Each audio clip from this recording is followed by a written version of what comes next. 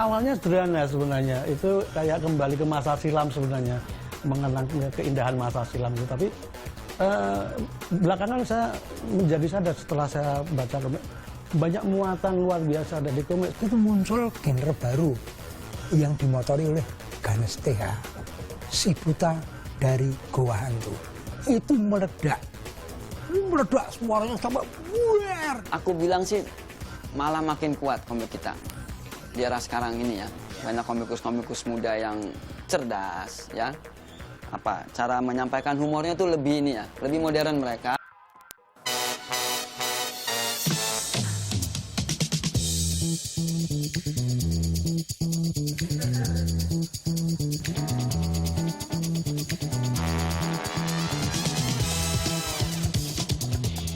Komik merupakan produk budaya populer sekaligus produk industri yang punya banyak cerita menarik di setiap eranya masing-masing. Jika dulu saya suka baca komik Si Buta dari Goa Hantu, Panji Tengkorak, dan Gundala Putra Petir, kemudian zaman berganti saya sudah sulit untuk mendapatkannya kembali.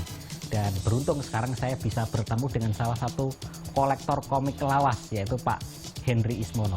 Mas Hendry, kalau Mas Hendry sendiri mengoleksi komik ini sejak kapan, Mas?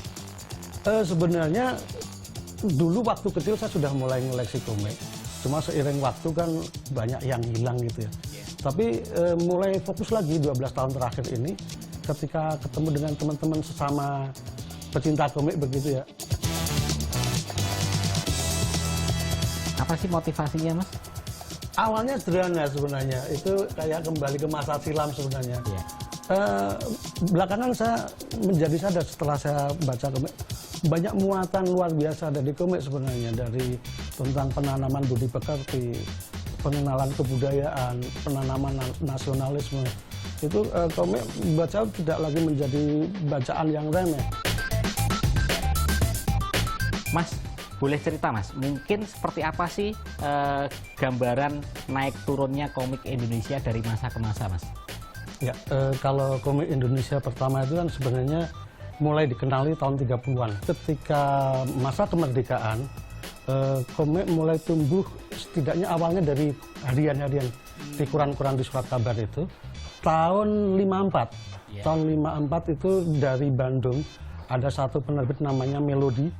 Nah itu yang betul-betul membuat komik menjadi industri. Jadi terbitan di Melodi Bandung, ada satu lagi Kosmos di Bandung juga. Mereka tuh banyak menerbitkan komik-komik. Awalnya komik tentang superhero, kayak Sri Asih karyanya Pak R.A. Kosasih.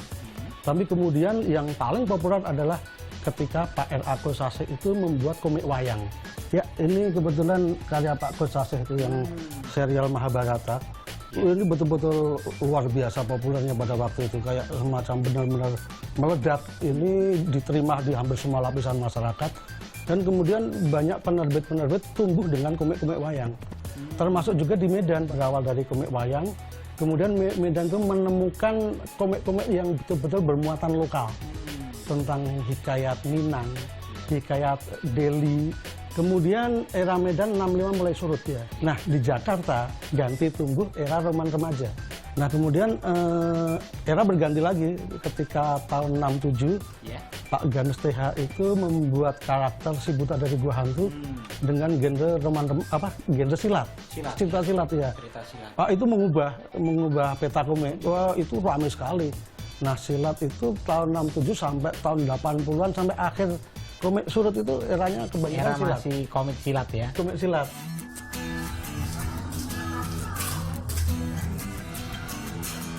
Penuhi rasa keingintahuan saya terhadap komik, saya pun menghubungi salah satu pembuat komik lawas, Gundala Putra Petir. Harya Surya Minata yang lebih banyak dikenal dengan Hasmi. Saat itu karya Hasmi menjadi salah satu komik yang paling banyak dibeli. Seperti apa sih gambaran masa kejayaan komik Indonesia di masa lalu itu, Pak? Oh ya, gini Mas, kalau nggak 68, 67, itu muncul genre baru yang dimotori oleh Ganes TH, Si Buta dari Goa Hantu. Itu meledak suaranya sampai buar gitu. Kenapa begitu? boomingnya karena terus diikuti banyak sekali komikus yang baru belajar gambarnya kurang bagus, penerbit bilang, udah kamu bikin aja silat, nanti bisa laku. Dan laku. Dan pengen tahu, Ganes itu om selahnya sampai berapa?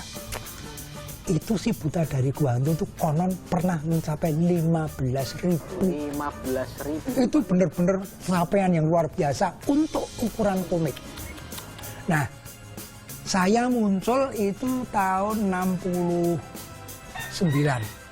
Ketika genre remaja muncul, genre silat muncul, mereka berdampingan, ditambah lagi genre superhero yang dimotori oleh Hasmi dan WTNS dengan Godam dan Gundala itu, dan dengan sekian pengikutnya.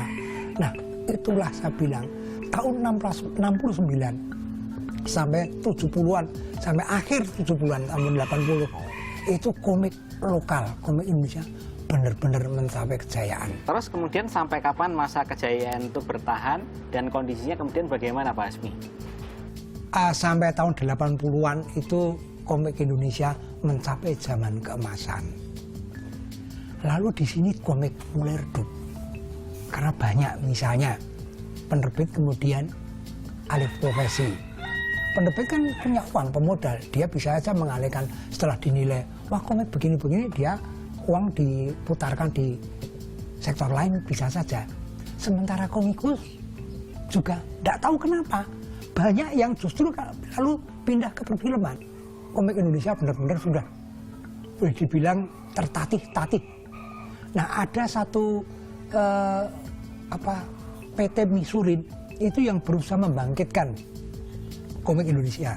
Lalu dia merekrut beberapa komikus, Yan Mintaraga, Chris, Teguh Santoso, WTNS, saya, itu untuk membuat komik-komik full color waktu itu. Nggak umum, bagus. Tapi apa yang terjadi? Ternyata nggak mampu. Bukannya nggak mampu masalah finansialnya. Dia orang kaya sekali Misurin ini. Tetapi itu macet karena perbuatan kami. Kami ini waktu itu pelukis merasa, nah istilah Jawanya itu bagus itu loh Mas. Kemelinti, seakan-akan seperti wow, super gitu dan sebagainya. Dan dia merasa seniman. Sehingga ketika seniman masuk di wilayah industri, dia nggak mampu beradaptasi. Banyak yang bilang meredupnya komik Indonesia ini karena gempuran komik-komik asing seperti dari Eropa dan Amerika, kemudian ada muncul komik Jepang. Apakah Bapak setuju dengan pendapat ini, Pak? Saya tidak setuju, Mas Febri. Gini, karena misalnya diistilahkan gempuran, zaman tahun awal-awal tahun 60-an, 50-60-an, itu filmnya. Komik-komik Eropa, Amerika itu justru memberi inspirasi pada kami. Jadi kalau komik luar itu menggempur, enggak lah. Dia datang dengan baik-baik kok sebenarnya. Demikian juga yang dari Jepang. Istilah menggempur itu barangkali menggempur. Yang digempur itu kan pasar, bukan komikusnya. Bukan komunitas komikusnya. Lah misalnya dia diajak gempur bareng ya nggak apa-apa kok. Artinya kita bersaing. Mampu enggak? Kalau nggak mampu ya jangan salahkan orang lain. Meski kejayaan komik Indonesia telah berlalu, namun ada segelintir orang yang tetap bergairah membuat komik. Salah satunya Muhammad Misrat atau Mije. Mas Mije, gimana ceritanya Mas Mije itu berani masuk ke industri komik di saat gempuran komik Jepang demikian kuat? Passion, Mas. Kita terjun itu di tahun 90-an ya. Emang itu invasi komik Jepang gila-gilaannya. Kita lihat kayak Naruto, Dragon Ball, waktu Sailor Moon itu sebulan bisa terjual sampai 200.000 eksemplar. 200.000 eksemplar. Sementara komik Indonesia itu dibilang bestseller dalam waktu 6 bulan hanya 3.000 eksemplar. Jauh sekali ya. Jauh banget, Mas. Nggak ada yang berani terjun ke dunia itu. Saat itu nggak ada yang berani. Eranya sudah mulai berubah ya Mas ya. Nah kemudian gimana nih kiat-kiat dari Mas Mije untuk bisa bertahan dan bahkan eksis di tengah kompetisi komik yang semakin ketat itu? Awalnya Jepang, kita kalau ngobrol Jepang nggak mungkin. Kita mengangkat realita. Jepang kan fiksi. Ya, Amerika fantasi superhero-nya itu kan. Sempat penerbit menentang. buat apa menggambarkan realita yang sudah ada? Ya. Dan saya bilang, realita kita lucu sekali loh. Indonesia tuh lucu, Ya. ajaib. Apalagi Jakarta. Nah, makanya kita ambil tema besar waktu itu Jakarta. Mas Mice, kita tahu sekarang peradaban kita tuh sudah masuk ke digital ya. Semuanya, hampir semuanya serba digital. Digitalisasi termasuk saya kira komik juga ya. Nah ini gimana nih Mas Mice kondisi sekarang? Kondisi sekarang pembaca kita suka yang baca gratis. Ya. Itu tidak bisa ditampik lah. Siapa yang bisa menolak gratis? Nggak Iya. bisa disalahkan itu. Malah harusnya berterima kasih lah pembaca sekarang. Ada apa ya, kayak online yang menawarkan beragam genre komik. Kalian bisa baca gratis. Kemudian Mas Mice apakah nggak akan ikut tren seperti itu juga? Saya masih cinta wujud buku, Mas. Nah kalau Anda sendiri melihat bagaimana nih masa depan komik khas Indonesia di tengah gempuran begitu banyak komik-komik asing, Mas? Aku bilang sih malah makin kuat komik kita di era sekarang ini ya. Banyak komikus-komikus muda yang cerdas ya. Cara menyampaikan humornya tuh lebih lebih modern mereka. Saya yakin itu akan bertahan. Tapi ya itu, sampai sekarang belum nemu kita ciri khas komik Indonesia itu seperti apa. Ya, menilik sejarahnya, komik Indonesia mengalami pasang surut. Pernah mencapai masa keemasan, kemudian pernah surut, dan sekarang sudah mulai menunjukkan tanda-tanda kebangkitannya. Dan apapun eranya dan medianya, yang penting masih terus komik Indonesia.